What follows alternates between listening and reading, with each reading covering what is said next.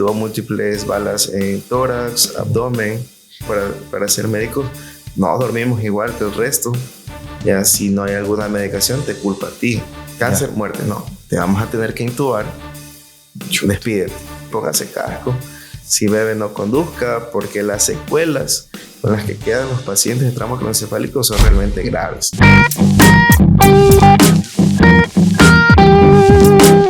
Hola amigos, ¿cómo están? Bienvenidos a un capítulo más de Hablando y Divagando. Creo que estamos estrenando nueva temporada. Creo la tercera ya, vaina, estoy un poco perdido. Bueno, sin embargo, hoy no nos vamos a perder en nada porque tenemos un invitado especial, un médico intensivista, Jorge Camaño. ¿Cómo estás, Jorge? Hola, ¿cómo están? Mucho gusto.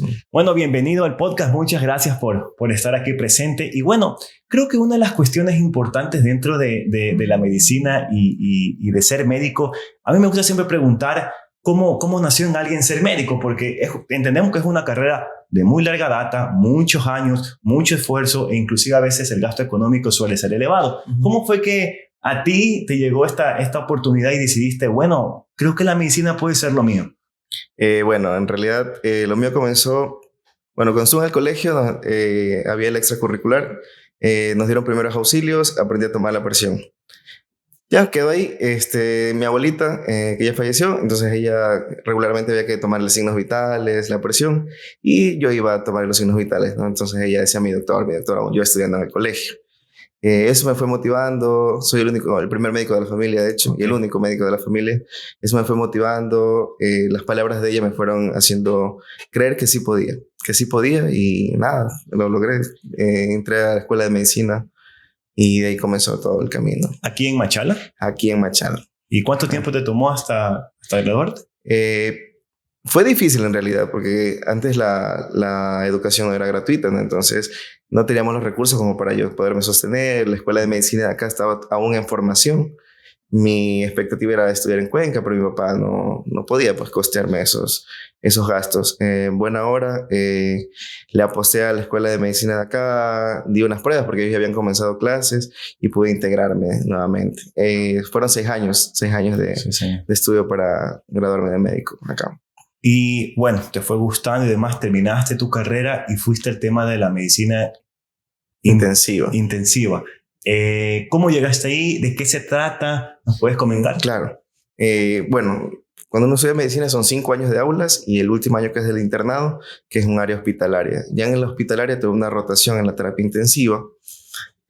Y era mi primera vez, ¿no?, en contacto con pacientes críticos, intubados, conectados a ventilador, y era increíble ver cómo un paciente que estaba al borde de la muerte, verlo ir recuperando poco a poco hasta que se recuperaba totalmente, y la satisfacción de la familia, ¿no?, al ver esa recuperación.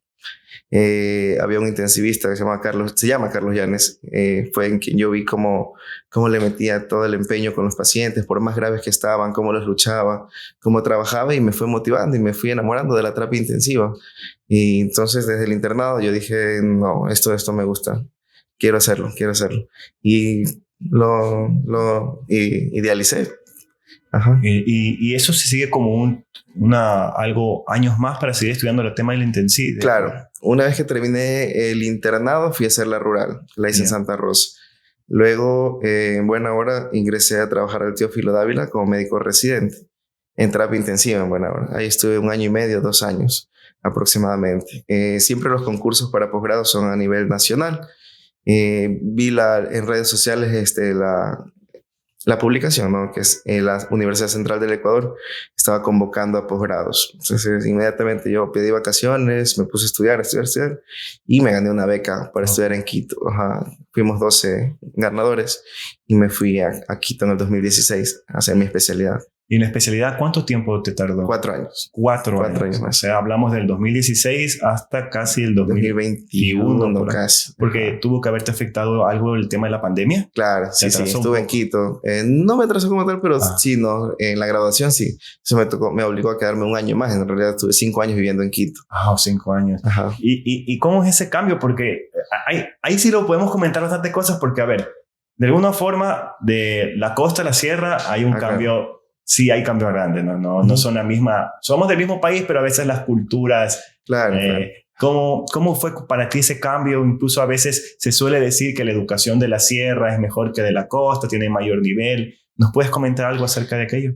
Sí, en realidad, bueno, la parte cultural sí es muy, muy diferente. El clima, ¿no? Una persona acostumbrada a estar en el calor, estar en temporadas muy bajas de frío.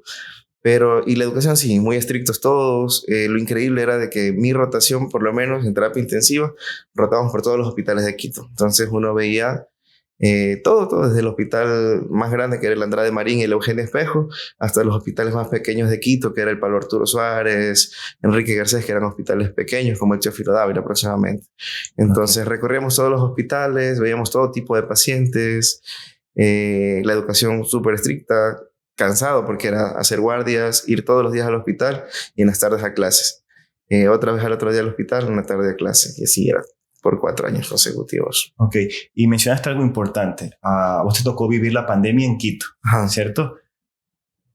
Dentro de tu profesión, creo que los que más estuvieron relacionados con el tema del COVID fueron los médicos, y más aún dentro de tu especialidad, supongo. Uh-huh. ¿Cómo lidiaste con esas circunstancias? Porque tuvo que haber sido, tú todavía no terminabas ya. No, aún no. Y te tocó afrontar ese contexto bastante fuerte, y creo que te debe haber pulido suficiente, porque claro, se mencionaba en las noticias que no sé si Ecuador era el único país, pero estábamos colapsados dentro del sistema médico, y bueno, se vieron muchos casos de personas que nunca inclusive morían en las calles. ¿Cómo nos puedes comentar esa circunstancia? ¿Cómo la viviste más que todo? Ya, mucho miedo, ¿no? Mucho miedo, porque era una enfermedad nueva, nadie sabía cómo manejarla. Yo trabajé o estaba rotando en ese tiempo en el hospital oncológico en Solca, Quito. El manejo de esos pacientes era algo distinto. Dadas las casualidades por ahí, mis papás me fueron a visitarme a Quito, perdón, en marzo, y cierran las calles y ellos se quedaron conmigo allá.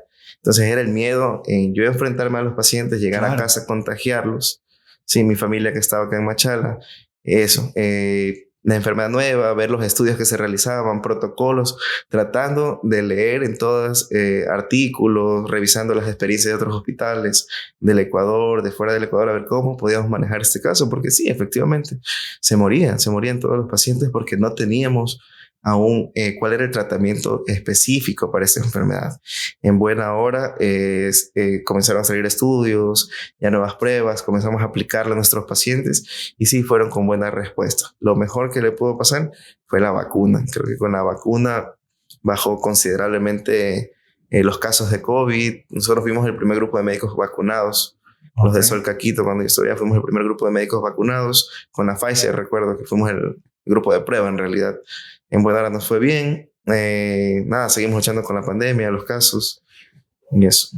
Yo creo que tuvo que haber sido algo de mucha presión, porque tú mencionaste algo al inicio que era muy importante, que de alguna manera te da satisfacción ser médico y poder sacar a una persona de un estado muy grave, mejorarlo, pero saber que de alguna otra forma desconocías la enfermedad, porque eso nadie estaba preparado, y creo que una de las cosas que deben entender las personas, que el sistema médico de ningún país sabía qué hacer con ese caso. Entonces, más o menos tratar de lidiar con los conocimientos que uno puede tener, porque era una gripe y luego era la otra cosa. Exacto. Entonces, sí me gusta preguntar esto, porque es verdad que los médicos siempre están ahí dando la cara por el paciente y demás, pero para ustedes en ese momento recibieron alguna contención psicológica, porque tú mencionaste que yo los veía morir. O sea, ¿cómo para ti, que de alguna forma te preparaste para esto y ver que estás con las manos atadas porque no sabes qué hacer? Era difícil en realidad, como te cuento. En ocasiones nos dieron a nosotros tablets para poder tener el contacto con los familiares, porque estábamos totalmente encerrados, cubiertos, y entonces hablamos con las personas, ¿no? Esa era la parte complicada y triste, de decirle, ¿sabes qué? Vamos a llamar a tu familia, te vamos a tener que intubar, despídete. Vas a estar 3-4 días así. Entonces, habían unos que sí, obviamente los podíamos, los extubábamos y salían, otros que nunca más se despertaban. Entonces era la parte complicada, de poder decirle luego al familiar, sabes que tu familiar no aguantó, no toleró el tratamiento y falleció. Entonces sí, mis compañeros, yo sí tuvimos un golpe psicológico fuerte, ¿no? Para poder dar las noticias, con el trauma que quedamos todos en la parte el contexto de las familias, de que no era solo el que se enfermaba, sino era la parte de un cabeza de hogar que fallecía. A veces eran esposos, y si bien es cierto uno podía salvarse, o a veces fallecían los dos, niños que venían atrás. Entonces todo ese contexto era complicado manejarlo. Claro, y no habían tampoco las herramientas para poder hacer algo. Bueno, ya pasando un poco de este tema, mencionaste tú cuando te toca dar esa noticia lamentable. Después de toda esta experiencia que viviste, ¿cómo lo haces ahora? ¿Cómo tú te preparas para, ya sabemos que tú como tu médico sabes o el equipo médico sabe que ya no va a haber una posibilidad, quizás la persona esté inconsciente, quizás le quede algunos días? ¿Cómo haces tú, te preparas mentalmente para poder acercarte a la persona y decirle, bueno, porque es muy difícil, o sea, nosotros como las personas que estamos fuera del contexto médico, alguien podrá decir, bueno, vas, te hace fuerte y le dices a la persona, bueno, pero una cosa es decirlo y otra cosa es estar ahí con la persona que te mira con cara de esperanza, porque viene a ver al doctor y dice, no puedo pensar en malas noticias, deben ser al menos buenas. ¿Cómo te preparas tú en ese momento? Es complicado, es complicado. Todo el paciente que entra a la terapia intensiva es un paciente que está con altas probabilidades de fallecer. Okay. Ya, muchísimas. Y la familia te entrega a ese paciente, confía en ti. Entonces, no siempre te voy a decir si todos los pacientes se salvan. O sea, hay pacientes más complicados que probablemente no superan la enfermedad. Es difícil hablar con la familia, que la familia te entienda, que la familia comprenda que no solo depende de nosotros, sino de todas las enfermedades que probablemente el paciente ya las venía arrastrando. Ya, sí toma un tiempo, no solo yo, sino todo el equipo médico que trabajamos, poder conversar entre nosotros, ponernos de acuerdo de cómo hacer la intervención con la familia. Hay familiares que ya venimos nosotros hablando todos los días con ellos. Nosotros brindamos información todos los días. Y ya les venimos explicando, tu familiar va bien o tu familiar va mal. Estamos haciendo esto, pero tu familiar no está respondiendo. Entonces el familiar, unos ya van entendiendo. Otros más complicado que te entiendan.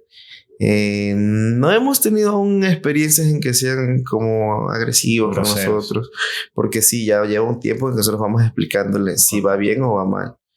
Ya, algo que yo siempre le digo a los familiares de los pacientes de la terapia intensiva es que el paciente de la terapia intensiva es un paciente muy dinámico. Ya no todos los días está igual, nunca. Okay. Todos los días es un paciente distinto. Un día está perfecto, al otro día puede estar muchísimo mejor y al siguiente día haber estado mejor el día anterior puede estar peor el otro día. Y siempre la información es así, porque así sucede con ellos. Paciente muy dinámico, no siempre está igual. Entonces ya le vamos hablando con la familia y nos entienden en buena hora. Claro, se vuelve algo gradual, ¿no? Para de esa forma, como que dice, si se dan las circunstancias, irlo como que preparando. Exacto. Para que no sea el impacto muy, muy fuerte, aunque obviamente no se puede evitar porque es la muerte de un ser querido. Mencionaste la parte de terapia intensiva. La terapia intensiva entiendo que está en UCI. ¿Cómo es trabajar en UCI? Porque tiene que ser unas circunstancias bastante complejas. Sí, es un área... Me gusta a mí, en realidad me gusta. A la gente que trabaja con nosotros nos gusta. Es estresante, sí. Como te digo, el familiar te pone a su paciente en las manos, ¿no? Él te dice, tenga a mi paciente, haga lo mejor que pueda. De análisis, de leer mucho, de estudiar mucho. No siempre son casos iguales. A veces hay casos complejos, casos que nunca hemos visto. Nos toca ir a revisar. El área de nosotros es muy interactiva. Nosotros trabajamos con las otras áreas también. Por ejemplo, tenemos un paciente que probablemente durante la estancia hace una complicación quirúrgica. El cirujano nos apoya también a la terapia intensiva, o el médico internista, o el ginecólogo. Entonces somos un área que está abierta a las demás especialidades para que nos puedan ayudar en el soporte del manejo del paciente crítico como tal. Ok. Y más o menos tú comentaste acerca de que tienes pacientes que como que no saben algo nuevo, ¿no? Más o menos nos puedes contar una experiencia ligada a lo que comentaste, sin nombre, sin nada, simplemente que nos puedas comentar. Ya, claro. Ahora tuvimos una paciente ingresó por una mordedura de serpiente. Ok. Ya ingresó por una mordedura de serpiente, fue en el brazo, en mala hora evolucionó mal ese bracito y hubo que amputarlo. Ya, pero la paciente ya hacía otro tipo de trastornos de la sangre que no eran no eran solo por la mordedura de la serpiente. Okay. Ya, entonces eso era lo raro, ¿no? La paciente hizo falla renal, se dializó, por la parte de la terapia intensiva mejoró bastante, pero comenzaron a aparecer algunas otras alteraciones no esperadas asociadas a esta mordedura de serpiente. Entonces ahí es cuando ya viene el médico internista, nos da el apoyo, igual para con todos revisar el caso. Eso es lo bueno de la parte médica, cuando no queda algo claro en una sola especialidad, nos abrimos al resto de especialidades, no somos egoístas, no somos cerrados, y pues comenzamos a conversar entre todos y llegamos a la conclusión que la paciente, aparte de que le había una mordedura de la serpiente, tenía un trastorno de cáncer en sangre oculto, que parece que se desencadenó después de la mordedura de la serpiente. Ok. ¿Y nos puedes comentar ahora un casito que tú hayas tenido que estuvo súper grave, que tú dijiste, yo creo que no va a sobrevivir, pero al final terminó sobresaliendo, o sea, terminó mejorando y recuperando su salud, saliendo del hospital, tu hermano? ¿Puedes comentar unos casos que estén ligados así? A ver, tuvimos un caso de un paciente que fue herido por arma de fuego. Y era guardia de seguridad, me acuerdo. Tuvo múltiples balas en tórax, abdomen. Ya fue operado por cirugía, ingresó a la terapia intensiva. Y generalmente el paciente de la terapia intensiva, la parte de la alimentación es muy complicada manejarla. Ya cuando el intestino está lastimado hay que utilizar otras técnicas para alimentarlo, que es intravenoso. Entonces, por más que uno busque todas las formas de nutrición, el paciente, por el consumo metabólico que hace o por el gran grado de estrés al que está sometido en la terapia intensiva por el trauma, se hace algo de desnutrición. Entonces eso hace que la cicatrización demore un poco. Entonces era un paciente que tuvo algo de problema intestinal, que las suturas del intestino se soltaban, tuvo múltiples cirugías, si no me equivoco fueron como 6, 7 cirugías de abdomen, se hizo un absceso en la pared del abdomen, tuvieron que extirpar casi toda la piel de casi toda la parte abdominal hasta la parte posterior. Él igual estuvo con nosotros como 2 meses aproximadamente en la terapia intensiva. Ya se habló con la mamá de que el paciente tenía poca respuesta, que llame al sacerdote, fue el sacerdote, le dio la bendición. Se lo manejó con antibióticos, pero nada, de un día a otro dejó de hacer fiebre. Comenzó a recuperarse poco a poco, las presiones comenzaron a mejorar, se despertó, la parte pulmonar fue mejor, menos requerimiento de la máquina, del ventilador que tenemos, lo pudimos sacar de la máquina, como tenía traqueostomo, le sacamos el traqueostomo, y eso, fue un paciente que prácticamente estaba ya falleciendo, ¿no? Y bueno, pues, superó su cuadro clínico, se fue a su casa, ¿verdad? Y creo que también eso depende mucho de la persona, ¿no? Porque no alguien puede tener esas mismas circunstancias y no recuperarse, pero también depende del organismo que reacciona favorable o no. Sí, es mucho el estado físico del paciente. El estado físico del paciente era un paciente de la guardia de seguridad, su paciente era corpulento, musculoso, acostumbrado a hacer ejercicio, ¿no? Que es diferente a un paciente que tal vez no haga ejercicio. Como yo. ya hace rato me llevó el payaso.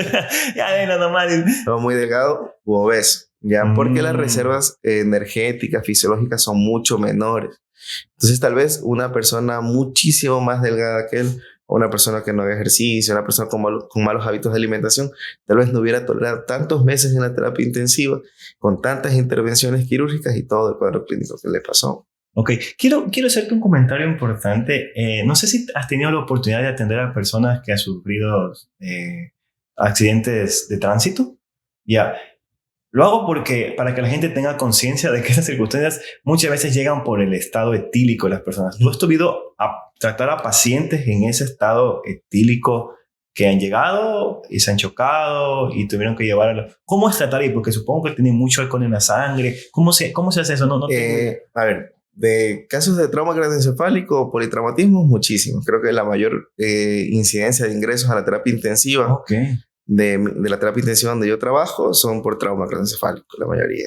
Sí, algunos por estar en estado etílico, motos y sin casco, ¿no? Que es la principal causa de ingreso. Realmente la primera área que recibe estos pacientes es la emergencia. Y ahí luego se ve a la terapia intensiva. En realidad, la parte del alcohol hace que se complique la parte de manejar el estado de conciencia, de ver qué estado de conciencia realmente tiene, porque una persona cuando está en estado etílico pues no está en sus 5 sentidos, no puede hablar bien, ¿no? Entonces ahí nos confunde tal vez en el estado de conciencia. pero tenemos algunos otros parámetros para poder ver que sí tiene verdaderamente un trauma craneoencefálico. Una tomografía en la que ya refleja, ¿no?, que hay un sangrado en cerebro, que hay fracturas craneales.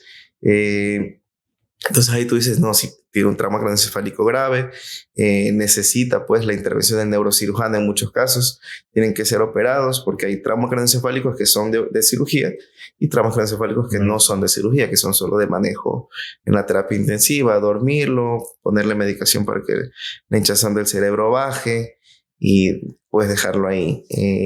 Para la ciudadanía, en realidad el mensaje sería: y póngase casco, si bebe no conduzca, porque las secuelas con las que quedan los pacientes de trauma craneoencefálico son realmente graves. Y no es solo la secuela para ellos, pues, ¿no?, sino es para la familia, que tiene que hacerse cargo de un paciente que ya no es funcional muchas veces, que va a depender de ellos. Sí, que tienen que asearlo, que tienen que manipularlo, que tienen que cuidarlo.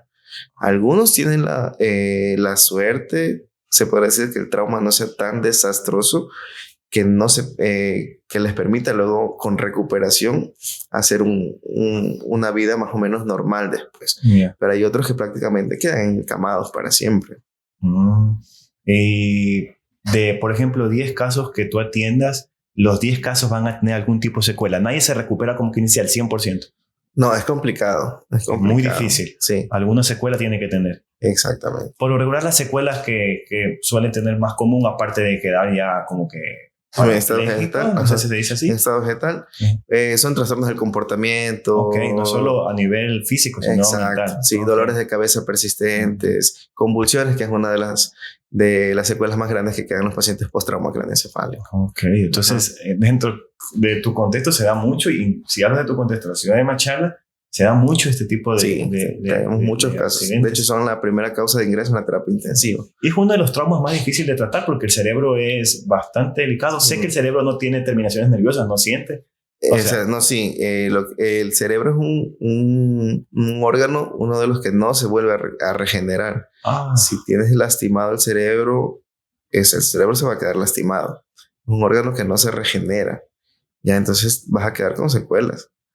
Entonces es complicado los traumas craneoencefálicos que tenemos. Y de ahí otros traumas que sean difíciles. Por lo general también suelen suceder que, no sé si se llama haciendo traumas en las columnas. Sí. Ese es otro que también se pueden dar en los accidentes. Sí. ¿Cómo más o menos llegan a...? Es trauma raquimedular, se llama. Okay.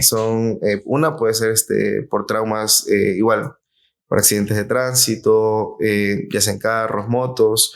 Ahora mismo tuvimos un caso que fue muy publicado en redes sociales y fue una noticia a nivel nacional, de hecho, porque salió en Teleamazonas, Ecovisa la noticia.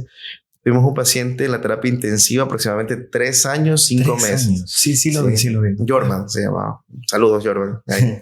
Es un paciente que tuvo un trauma raquimedular por un arma blanca y lo intentaron asaltar. Y el cuchillo lastimosamente entra entre vértebra y vértebra y lastima la médula. Entonces es un cuadro de cuadriplegia. Él no se mueve desde el cuello hacia abajo. ¿Ya? Entonces eso lo condicionó a que dependa totalmente de un ventilador mecánico. Ya, entonces ahí permaneció 3 años, 5 meses en la terapia intensiva, con traqueostomía. En buena hora el hospital, las autoridades, la parte privada ayudó a conseguir un ventilador mecánico de casa, y con eso él pudo ir a su domicilio después de 3 años, 5 meses. ¿Y cómo uno cómo definen como médicos? Porque 2 meses bien, 6 meses bien, 1 año bueno, pero 3 años, ¿cómo se definen ustedes cuándo es el tiempo de que un paciente debe salir de la etapa intensiva? O sea, a Jordan, en realidad, algunas veces tratamos de buscar un lugar donde pueda ir, en la parte privada, tal vez gente que hace obra social, de que nos ayude, ¿no? Porque él, básicamente, con nosotros, el cuidado era darle el ventilador mecánico. Más nada. Ya, y las veces tal vez que hacía neumonías, que era lo normal por estar acostado, o infección de vías urinarias, pero él tenía casi poco cuidado ya de nosotros. De hecho, la mamá pasaba con él todo el tiempo porque ya sabía cómo manejarlo. Él quería estar con la mamá, con el papá, y abrimos la terapia intensiva para ellos, para que ese sea su habitación prácticamente, ¿no? Porque vivió con nosotros 3 años, 5 meses. Pero él no tenía ningún otro déficit. O sea, él hablaba, él comía. ya conversaba con todos, ya se sabía de los pacientes del área. Doctor, digo. De todo. Doctor, claro, ella era como un amigo de nosotros, o sea, prácticamente vivía ahí con nosotros. Entonces se llevaba súper bien con nosotros, tenía su celular donde veía series, televisión. Y tratamos durante todo ese tiempo de conseguir la ayuda hasta que por fin alguien nos ayudó con el ventilador y pudimos a casa, ¿no? Fue una obra social grande, instalaron una cama hospitalaria en su casa, un sistema de oxígeno, y ahí él pudo ir a domicilio. Todo se hizo con obra social porque supongo que el gasto es bastante. Claro, o sea, el recurso es caro sostener a un paciente tanto tiempo en la terapia. Tanto tiempo, claro. Por eso inclusive fue la noticia Exacto. Y yo sí lo vi más o menos que era como el callejón del... No, callejón le digo yo, bueno, pero el pasillo. Es el pasillo, perdón. Y lo iban llevando y eran las tomas que hacía ahí Ecoavisa y sin número de que luego publicaron otros canales de televisión. Creo que de alguna forma también mostró inclusive el compromiso de ustedes como médicos y de alguna forma también capaz algunos sintieron tristeza o gran parte porque se iba como un amigo desde 3 años. Bueno. Claro, ya se lo extrañaba, claro. Se lo extraña todavía. Claro, porque era alguien que estaba siempre ahí. Y ahora ya pudo como que ir de donde capaz que mucho quería regresar también a su Claro, casa. era el sueño de todos los días. Me quiero ir. Y tratamos de darle ánimos. Él tenía apoyo del psicólogo, del hospital, de nosotros todos los días, cualquier cosa que necesitaba. Como hacen el internado los chicos de enfermería, él hacía amigos. Y a pesar de que ya terminaban la rotación en la terapia intensiva, iban todos los días a llevarle regalitos, comidita. ¿Y cuál fue tu primer caso que atendiste en UCI? O sea, llegó y chuta. Ya como desde el primero, sin ser todavía el primero de todos, como haciendo la rural, creo que el primero de todos. El primero que recuerdo estaba en el internado. Ya. Un paciente joven hizo una pancreatitis. Eso yo recuerdo que fue mi primer paciente. Estuvo en medicina interna y fue llevado a la terapia intensiva. Entonces ahí yo vi como todo lo que hacían los que sabían, ¿no? El manejo, el cuidado. ¿Y alguien con algún tipo de trauma? Porque ya, el pancreatitis es interno, entiendo, no tiene como que, pero alguien con roto, así, porque ahí sí ya tuve que está expuesto a algo. Hay algo más comprometido. Exacto. Igual un trauma craneoencefálico que toda la vida hemos tenido acá en Machala. Hoy más frecuente, pero sí, el trauma craneoencefálico ha sido siempre como una de las primeras causas de ingreso a la terapia. ¿Y te impactó ver eso o tú ya era como que bueno? O sea, las primeras veces obviamente sí, ¿no? Porque era recién, yo estaba haciendo vida hospitalaria recién, o sea, había visto, qué sé yo, la gripecita, escuchándole los pulmoncitos, pero ya ver casos ya más graves, ¿no? De estudiarlos más, de mayor compromiso, en el que verdaderamente el paciente estaba al borde de la muerte, era entre emocionante y algo de miedo ahí. ¿Y tú crees que la rama de la parte intensiva es poco escogida dentro del medio? Porque realmente tienes que tener mucha fuerza y mucho fortalecimiento psicológico para poder todos los días estar ahí, recibiendo, tratando gente que está al borde de la muerte.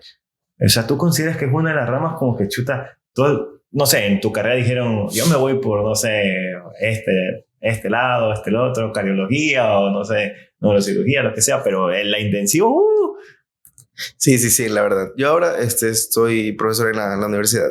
Entonces yo les pregunto a los chicos, igual siempre, ¿no? No les gusta la terapia intensiva. Sí, son pocas personas en realidad las que les gusta la terapia intensiva, tal vez la emoción o la satisfacción de ver un paciente que estuvo a punto de fallecer, de recuperarlo, ¿no? Pero obviamente también está la otra cara de la moneda, los pacientes que fallecen y que a veces te frustran, ¿no? Por no haber podido tal vez hacer algo más por ellos, pero que al final le metes al 100%, pero no solo es cuestión médica, ¿no? Pasan algunas otras cosas. Y ahora tú mencionaste el tema de fallecer. ¿Has tenido un caso en que tú creías, bueno, se recuperó y ahora sí va a salir, pero lamentablemente no fue así? ¿Nos puedes comentar un caso que hayas tú visto que realmente haya tenido una mejora gradual? Y tú digas, pero pasen, pero hoy. Sí. Bueno, también recuerdo el nombre ahí. Un paciente, él tuvo un trauma de corazón por arma blanca, fue por un cuchillo, igual en un asalto. Entonces él también ya la parte quirúrgica la resolvieron, estuvo con nosotros en la terapia intensiva, un mes aproximadamente. El paciente ya estaba recuperado. Ya en la fase final de la recuperación se infecta, hace una neumonía. Lastimosamente con un germen muy agresivo, sumado, ¿no?, al estado del sistema inmune deprimido por todo el tiempo hospitalizado y demás. Fue como una bacteria como muy agresiva que terminó el paciente falleciendo. Y fue triste porque en realidad el paciente estaba, le había ido bien, ¿no?, para la gravedad del trauma con el que ingresó. Y entonces una neumonía puede ser... Uno aparentemente dice, bueno, una neumonía no es tanto, pero si el germen es muy fuerte... Claro, seguro. Que generalmente son gérmenes hospitalarios, ¿no? Ya, y también depende mucho del sistema inmunológico de las personas. Por ejemplo, tal vez el mismo germen, como yo tengo contacto con ellos, tal vez yo lo haya tenido, no lo sé. Pero como yo no soy hipertenso, diabético, no he pasado un mes, tal vez no alimentándome de una forma correcta, mi sistema inmune está un poco más reforzado que ese paciente. Entonces, el mismo germen que yo tengo, que a mí no me provoca ninguna molestia, a él sí le va a causar mucho daño. Pues, ¿no? O sea, podemos aclarar esto porque alguien puede malinterpretar un poco lo que dice, no va a ser cosas que piensen que los médicos no se esterilizan todos. O sea, no. Claro, o sea, es un ejemplo. Es un ejemplo, claro. Sí, nosotros igual tenemos todo el cuidado de mascarillas, gorros, pero todo. no es que se pueda controlar absolutamente todo, porque también no se ven los gérmenes, gente. Es que es algo que, que a veces los familiares no entienden, ¿no? Exactamente, sí lo puede explicar. De que dicen, no, aquí mi paciente se contaminó. Y no, el hospital es un área de gérmenes. Claro. Por más que todos los días se limpia el hospital, todo les esteriliza, el germen está circulando, ¿ya? Obviamente hay personas que están con su sistema inmune comprometido, por eso hay las enfermedades. No toda la gente que va a visitar, sino todo el mundo se enfermara. Pues si los gérmenes fueran así totalmente culpa del germen o del hospital, toda la gente que llega a visitarlos o a la consulta externa salieran enfermos del hospital, y no es así. Entonces a veces la gente dice, no, aquí se me infectó mi paciente, aquí se me contaminó. No. Es parte inmunológica también. O sea, ¿tú recomendarías que en ciertas áreas ya la gente vaya con mascarilla y todo, por si acaso? Porque la UCI es un área restringida. Claro. Sí, ya no pasan todas las personas. Las visitas en realidad son solo una vez al día, con todo el cuidado, ¿no? Con batas, gorros, zapatones, mascarillas, bien lavadas las manos. Sí, y poco contacto con el paciente, o sea, nada de estarlo tocando. Okay. Una por prevención, inclusive hasta para el paciente, porque el paciente es el más susceptible. La gente a veces piensa, no, me va a contagiar a mí. No, el paciente es el susceptible, porque él es el que está inmunosuprimido, él es el que está enfermo. Yo lo voy a llegar o sea, el familiar lo va a llegar a contagiar. El familiar no se va a llevar a enfermarlo, claro, a enfermarse. Creo que ha sido maravilloso, y cuántas historias de tener en relación a esto y irás teniendo en el transcurso de los años y tu vida profesional. Sin embargo, mencionaste una parte importante, ser docente. Mencionaste que eres docente, ya de estudiante a docente. Se dice en la carrera de medicina es súper difícil, pero desde tu perspectiva, ¿qué cosas tú cambiarías de las que tú viviste como estudiante y ahora que eres docente? En estudiar medicina, en ejercer, porque los profesores pueden ser muy estresantes. Incluso he escuchado de amigos que también estudian medicina que los hacen sentir mal, que los humillan. ¿Cómo tú, de alguna forma, no sé si viviste estas circunstancias, pero lo aplicas tú para ser un buen docente, ¿no? Porque la idea es, obviamente, tratar de construir un buen personal médico para que puedan lidiar con estas circunstancias y no destruir, o incluso puede haber docentes que hagan que las personas se retiren y que realmente no sean malos, o sea, no es que no sepan o no quieran estudiar medicina o que no sean buenos para eso, sino que tanta presión excesiva, porque obviamente para ser médico necesitamos algún tipo de presión, no puede ser lo mismo que, no sé, estudiar alguna rama de las ciencias sociales que con ser medicina o ingeniería, no es lo mismo. O sea, hay cosas que, sí hay circunstancias que es así, gente, la medicina tiene que tener su rigurosidad, pero sin embargo, a veces puede ser excesiva y psicológicamente dañina para las personas. ¿Cómo tú más o menos nos puedes indicar algunos cambios que tú vas aplicando en esa etapa de ser docente? Ya, bueno, lo bueno fue que regresé a ser docente de la escuela donde yo me formé, ¿no? Entonces, fue la parte emocionante. Yo trato de aconsejar a los chicos, ¿no? De aconsejar a los chicos de que no se repita el patrón del típico docente que solo ofende o que les hace exponer a los chicos y luego no refuerzas nada. Entonces, mi técnica, por decirse, yo les explico la clase. Yo trato de, obviamente, que ellos estudien y yo les pregunto y hacemos un intercambio entre preguntas y respuestas para que traten de quedar las menos dudas posibles. Ya van los chicos igual al hospital a hacer prácticas acompañadas por mí o por alguno de mis compañeros que me han apoyado bastante, con el objetivo de que se vayan relacionando un poco más con el paciente. Ya, no ofenderlos, explicarles que sí, el que estudia medicina es una persona que tiene que estar con los 5 sentidos en la medicina, que probablemente durante toda la formación para ser médicos no dormimos igual que el resto. Okay. De hecho, a veces no dormimos, ¿sí? No por maltrato en realidad, sino porque la carrera te lo exige, okay. Tu compromiso te lo exige, querer ser mejor te lo exige, ¿ya? Porque vamos a tratar con personas, con seres humanos, o sea, yo lo que digo a los chicos, siempre piensen ustedes, el médico, a ver, siempre piensen ustedes en que quieren ser el médico que les gustaría que trate a su papá, a su mamá, a sus tíos, a sus hermanos. Ese médico sean ustedes, porque nadie va a querer que les hagan daño, ¿ya? Sean mejores para eso. Claro, y es un buen mensaje en realidad, incluso para todas las carreras, ser ese ingeniero que quiere construir su casa como si fuera la de uno mismo y demás, ¿no? Y claro, tiene que ser muy, muy, muy complejo y en realidad creo que Ecuador, de alguna u otra forma, en mi perspectiva, obviamente es una opinión personal, todavía no le da realmente el merecimiento que merecen aquí los médicos, o sea, el reconocimiento más que todo. Que espero que en un momento esto vaya mejorando, porque, bueno, hay muchas personas creo que trabajan años dentro de un hospital y no les dan nombramiento y son echados. Y todos esos años desperdiciados, inclusive el maltrato de la gente, porque nuestra cultura es un poco grosera, más cuando está el personal estresado. No sé si tú has vivido esas circunstancias o lo has visto con otros compañeros, que la gente se pone, pero que chuta. ¿Nos puedes comentar algo así? En zonas en terapia intensiva, por suerte, casi no hemos tenido esa experiencia, pero obviamente cuando yo fui estudiante, interno y médico residente, me tocó rotar en otras áreas, ¿no? Y obviamente sí, la persona se abalanza, piensa que es tu culpa todo lo que está pasando. Ya, si no hay alguna medicación, te culpa a ti. Si el familiar está falleciendo, te culpa a ti. Si el familiar viene con la presión alta, a pesar de que no se cuidó, te culpa a ti. Si el paciente viene con la glucosa alta, a pesar de que no se toma la medicación, te culpa a ti. Hay que ser bien tolerantes porque no puede uno caer en la tentación de ser grosero, de maltratar. Claro, exactamente. Uno tiene que tratar de evitar ese conflicto. Sí, señora, espere. Y vas a hacer alguna otra ocasión. Siempre he pensado en que lo primero es el paciente. Y a veces el familiar es, como lo dijiste, igual la cultura que tenemos a veces es de querer culpar a otras personas nada más y no asumir nuestro compromiso. Entonces yo me voy a la parte de, ¿sabe qué? Deme al paciente, lo reviso acá, espera afuera. Y ahí está, puede trabajar con el paciente, porque si no, no te van a dejar trabajar. Mencionaste también al inicio de la entrevista del podcast el tema de la parte oncológica. ¿Tú has estado dentro de esta área, supongo, por un buen largo tiempo o...?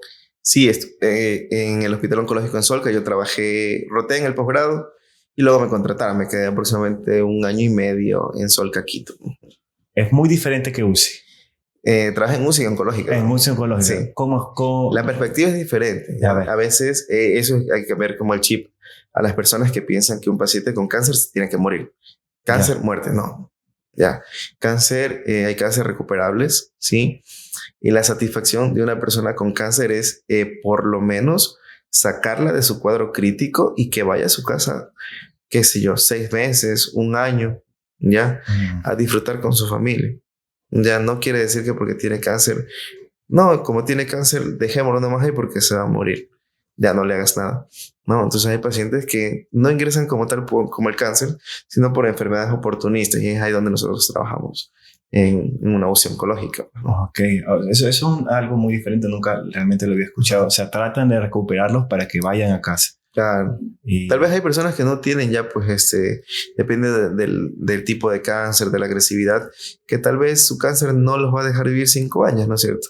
Pero de esos 5 años, que 4 años estén en su casa es bueno. Entonces, para él, para su familia. Y esa es la satisfacción de un médico intensivista que haga cuidado oncológico. Cuidado oncológico. Y qué impactante, porque claro, nosotros, como mencionaste, el cáncer, recibirlo para un familiar o para una persona, esa noticia es fatal, lo de ley es cáncer igual muerte. No hay vuelta atrás. Y dentro de este proceso, cierto, existen los cuidados paliativos, ¿no? Uh-huh. Esa rama que de alguna forma la medicina la ha creado para poder lidiar con este tema de la muerte. Y es una de las cosas con las que quiero ir cerrando. Creo que la muerte forma parte de la vida, es indiscutible. Todos en algún momento vamos a fallecer, lamentablemente. Sin embargo, estar constantemente lidiando con estas circunstancias debe ser muy complicado. Y a veces nos reforzamos de alguna forma, cada quien tiene su forma de procesarlo. La muerte, eso sí es verdad. Para ti que estás cercano casi diariamente, supongo que tienes algún tipo de creencia que te permite de alguna forma sostenerte. Aparte de eso, creo que te vuelves más consciente, ¿no? De nuestra vida, que es finita, porque sabes que todos los días estás ahí con una persona que quizás no vuelva a abrir los ojos, pero tener de ir a tu casa y decir que debo aprovechar este día, debo aprovechar con mis seres queridos, porque yo vivo esto a diario y no sé cuándo ellos puedan estar en estas circunstancias o yo esté en estas, y nos puedes dar una reflexión acerca de eso, de tú como médico y cómo lidiar con esta etapa tan dura, ¿no? Que inclusive el duelo suele ser tan fatal para algunas personas que llegan a descuidarse y también fallecen. ¿Nos puedes más o menos? Sí, así como lo dices, convivir con la muerte todos los días sí te hace ver la vida de una forma diferente, ¿no? Sabes que en cualquier momento te puede pasar a ti, a tu familia, y no quieres que te pase. Entonces eso hace, que tengas más cuidado con ellos, ¿no? Sabes que tienes que cuidarte en esto, cuidarte en otro, no hagas esto, no hagas lo otro, llevar más controles médicos, tratar de evitar algunas cosas que pudieran hacerles daño a ellos, que pudieran hacerme daño a mí. Entonces uno se pone como más intenso en casa para tratar de que tu familia no pase por esto, ¿no? Sí que molesta, ¿no? Sí que cargoso. Sí. Inclusive, a ver, ligado a este tema puede ser que, y yo no lo trato de justificar, pero sin embargo, estar viviendo cada día esto puede llegar a volver a alguien insensible. Porque claro, puede ver un médico que diga, ya se murió, o sea, ya no pasa nada, o puede ver este tipo de comentarios, pero vamos, o sea, quizás sea la forma en que esas personas tengan para lidiar con este proceso. O sea, creo que todos debemos entender y tener empatía de que cada persona tiene su forma. Claro, no puede ser totalmente insensible, no puede ser grosero, pero capaz en su forma de pensar a de ver tan común que no es algo anormal, para es como que, bueno, ya. Entonces, creo que eso es también una circunstancia porque se llega a juzgar mucho. Claro, no, o sea, te pones, obviamente sí, te pones un poco más duro, no puedes quebrarte ante la familia. Claramente. Ya, lo que sí obviamente te lleva a veces la frustración de que tal vez el paciente no se salvó, no por culpa, ya, porque a veces actúas con todos tus conocimientos, recibe toda la medicación, todo el soporte que tiene que recibir, pero el cuerpo del paciente a veces no tolera el tratamiento. Entonces a veces te frustras, ya, porque tú quieres que tu paciente se salve. Siempre vas a querer eso. Como médico siempre vas a querer que tu médico se salve, y a veces puede causar un grado de frustración. No de que no te importe, ya se murió, no. Eso no, nunca.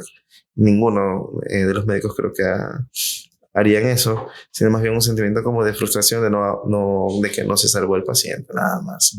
Obviamente sí, ya la muerte para ti es algo un poco más común, tal vez no lloras o eres un poco más fuerte en ese sentido, pero no porque no te importe, sino por lo que es algo que lo llevas todos los días y lo trabajas todos los días. Claro, inclusive cuando puedas dar la noticia, inclusive puedes no ser tan expresivo, ¿no? Facialmente, porque claro, es como que no te puedes desmoronar porque tienes otros pacientes después de dar esa noticia. O sea, es muy complejo la situación. También mencionaste una parte, ya para ir cerrando con esto, que, bueno, no, creo que la gran parte de la gente ha visto las series Doctor House, Grey's Anatomy, un poco de las que hay, donde se reúne, como tú mencionaste, el grupo de médicos para poder ver qué se puede hacer con un paciente, porque realmente se pone compleja la situación. Y tú mencionaste que también lo hacen. ¿Cómo es jugar con eso? Porque claro, yo soy el cardiólogo, yo soy, no sé, y claro, en tus circunstancias se dice todos nos apoyamos, pero habrá en algún otro hospital o en una otra escena donde no todos tengan esa predisposición, quizás el ego de alguno esté un poquito más elevado. Puede ser. En realidad, uno como médico intensivista se forma para todo. El médico intensivista recibimos información de todas las especialidades, cardiología, hematología, oncología, ginecología, pero no es nuestra especialidad como tal. O sea, entonces sí hemos tenido casos ginecológicas complicadas en que necesitamos el ginecólogo, porque a veces es quirúrgico, o sea, tienen que operar. Nosotros no somos quirúrgicos, claro, somos netamente clínicos, ¿ya? Los cirujanos, el neumólogo, porque hay procedimientos que solo los hacen neumología, que no los hacemos nosotros, ¿ya? O asimismo, hasta el dermatólogo, que tal vez la gente diga, no, un dermatólogo, cuidado de la piel. No, o sea, el dermatólogo también entra a la terapia intensiva con nosotros, porque hay lesiones complicadas, muy pocas en realidad, complicaciones dermatológicas que pudieran ingresar a la terapia intensiva, y el dermatólogo también ingresa como parte del equipo de la terapia intensiva, y es la parte bonita de la terapia intensiva, ¿no? Viéndolo del punto de que somos muy abiertos a todas las especialidades y que todos nos pueden colaborar para tratar de sacar a un paciente. Todos. Y eso es como que, o sea, para poder, como quien dice, fuera como una convocatoria de la selección, convocamos a tal para tal caso, se envía con un tipo correo. Más o menos. Hora. Interconsulta le llamamos nosotros. Interconsulta. Claro, si ya vemos que el paciente tiene algún trastorno neurológico, pues al neurocirujano, al neurólogo, hematológico, al hematólogo, si es algo quirúrgico, al cirujano. Entonces siempre estamos ahí trabajando en equipo. Mientras mejor es el trabajo en equipo, los resultados con el paciente van a ser increíbles, y las probabilidades de que sobreviva el paciente a la terapia intensiva son mucho más altas a hacerlo que alguien lo haga aisladamente, o que lo haga solo, o que sea hermético, que no quiero que vea a mi paciente, no quiero que me lo toque, ¿no? Entonces somos una especialidad que está abierta a recibir la ayuda de las otras especialidades también. Claro, tener varias mentes pensando, claro, le aumenta el riesgo, le aumenta la probabilidad de la persona de poder salir de esas circunstancias de UCI. Entonces, bueno, Jorge, muchísimas gracias. Yo creo que ha sido una entrevista muy enriquecedora, aprendiendo de ti, de tu profesión y ligado a la medicina. Y un poco para cerrar, nos puedes dar un mensaje, entendiendo de que no sé si dentro de la medicina, ya que tú tratas tanto con las personas y poco a poco supongo que ha ido evolucionando tu forma de tratarlas para bien, de seguro. No sé si dentro de la medicina hay una materia con un pedacito que diga ahí cómo tratar a la gente. No sé si eso se ve o es algo que tú crees que se va aprendiendo con la experiencia, o tú le enseñas como mencionaste a tus estudiantes, de que el trato para la persona que está recibiendo la atención médica y los familiares es fundamental, porque incluso le puedes aliviar el estrés o la tristeza que puede sentir de tenerlo a su familiar en esas circunstancias. Bueno, mi consejo ahí sería, sí, hay una materia que se llama bioética, en la que hablamos mucho de la vida, de la muerte, de cómo llevar ciertas situaciones, ¿no? Pero también depende mucho de la humanidad que tengamos cada persona, de la paciencia que vayamos desarrollando durante toda nuestra carrera, ya sea en el pregrado, en el posgrado, o si seguimos estudiando, seguir tener ese corazón, pues, ¿no? Para tal vez entender mucho a la persona, y si ya la enfermedad le está haciendo mucho daño, pues nosotros no podemos ir encima a causarle más molestias, tal vez con nuestro mal humor o con algunas ciertas actitudes que pudieran dañarlo más de lo que la enfermedad ya lo tiene lastimado. Entonces, eso, y más que todo, valoremos la vida. Valoremos la vida, que lamentablemente la podemos perder de un momento a otro, y tú más que nadie sabes muy bien las circunstancias que pueden llegar hasta esas personas, ¿no? Cuidémonos, no tomemos alcohol. Si vamos a tomar, no conduzcamos, tranquilos, no pasa nada, podemos hacerlo, pero procuremos nuestra salud, porque hay casos y casos, como tú mencionaste, secuelas, que va a tener secuelas a alguien que le suceda un problema craneoencefálico y demás, ¿no? Valoramos mucho tus aportes. Vuelvo y repito, ya para cerrar, los médicos también son seres humanos, no todos siempre van a tener buenos momentos, también tienen su vida, también tienen su familia, también la pasan mal, sin embargo tienen que lidiar todos los días con esta circunstancia. Valoremos a nuestro personal médico, mostrémosles respeto, son personas que se han capacitado, que están ahí para darnos la mano, y muchas gracias por estar aquí, lo he repetido tantas veces, pero creo que incluso que tú nos des tu tiempo para esto es importante. Esto es un capítulo más del podcast Hablando y Divagando, charlas conectando. Hasta luego, muchas gracias, cuídense. Hasta luego.